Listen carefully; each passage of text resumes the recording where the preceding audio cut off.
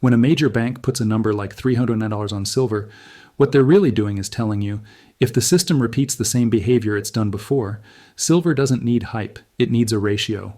And once that ratio snaps, it's not a rally, it's a repricing event. Today I'm going to show you the exact mechanism behind the 309 bomb, where that number comes from, and what has to happen for silver to even enter the triple-digit zone without fairy tales.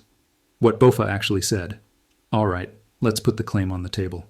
Mining.com reported that BofA's head of metals research, Michael Widmer, laid out a silver range of roughly $135 to $309, and said that range comes from silver's historical relationship with gold, specifically the gold-to-silver ratio. Same report. BofA projects gold averaging about $4,138 in 2026. And crucial detail, this is the key to the whole video. BofA's 135-309 range is built off the idea that the gold-silver ratio, which sat around 59, has historically dropped as low as 32's 2011 and 14 1980. So the bomb is not a random target. It's a scenario range created by ratio compression. That's why this matters. Because ratio compression is not hope. Ratio compression is behavior.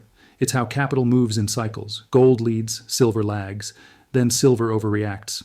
And overreaction is where triple digits are born. The entire thesis in one formula. Here's the whole thing in one line. Silver price, gold to silver ratio. That's it. So if gold is high and the ratio falls, silver doesn't politely rise, it jumps. Let's use simple round numbers so your audience can feel it. Scenario A, normal world ratio stays near 60. If gold is $4,500 and the ratio is 60, silver is 75, that's where you get normal silver. Scenario B, ratio compresses to 50, $4,500, 50, $90. Suddenly you're in the $100 is plausible conversation. Scenario C, ratio compresses to $4,500, 45 over $100. This is where the meme becomes math. Now the BofA window, scenario D, ratio compresses to 32, 2011 style, $4,500, 32, $140.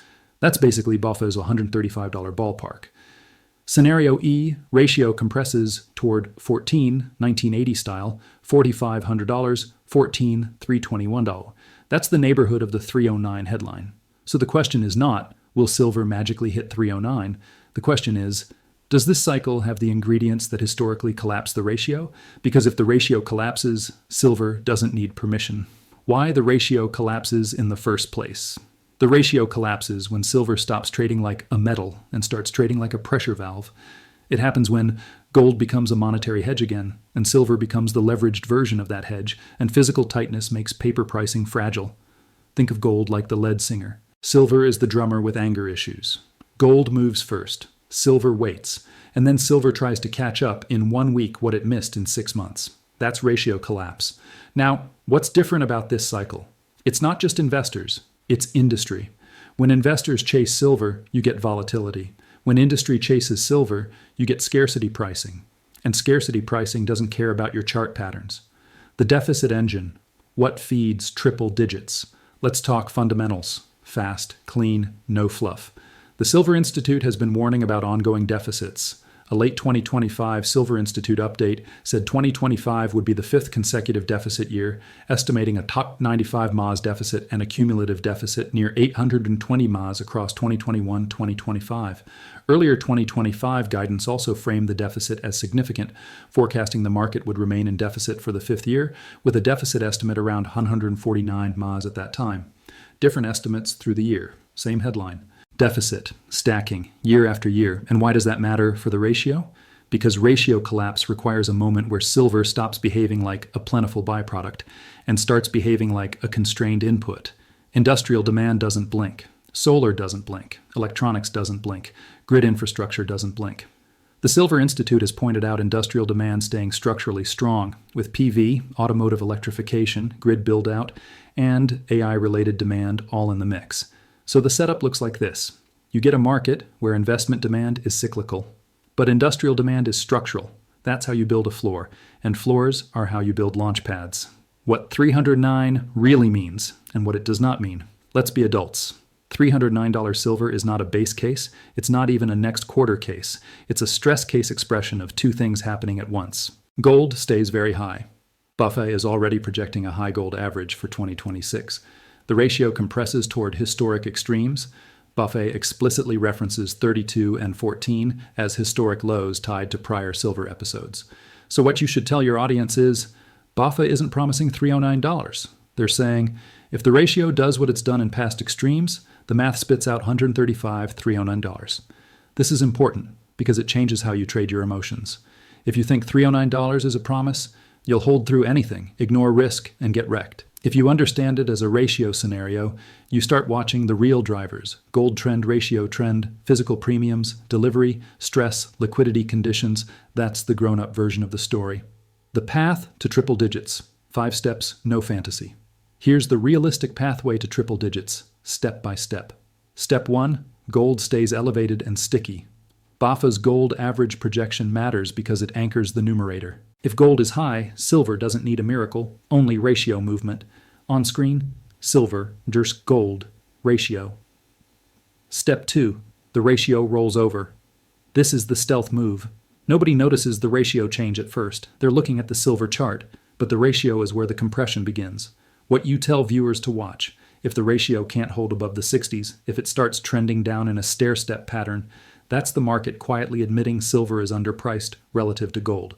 BofA explicitly points to the ratio being around 59 and highlights prior extremes. Step 3, physical and paper start to disagree. This is where price discovery begins. When spot drops but premiums don't, that's stress. When delivery costs rise while futures pretend everything is fine, that's stress. You don't need to claim a default, you just need to track the symptoms. Step 4, a liquidity event forces shorts to cover. This is the mechanical part. Silver doesn't go vertical because everyone gets optimistic. Silver goes vertical because positioning gets trapped. When the move starts, it feeds itself. Price rises, margin pressure, shorts cover, price rises more, new shorts get punished and the spiral accelerates. That's how $80 to $100 happens fast. Step 5, ratio overshoots. This is the final act. In manias, silver doesn't just catch up, it tries to win. That's when you see ratios like 32, even 20, and in historical extremes, lower, and that is where the 135 to 309 math window exists. The 3 gates that must open. Tell your audience this.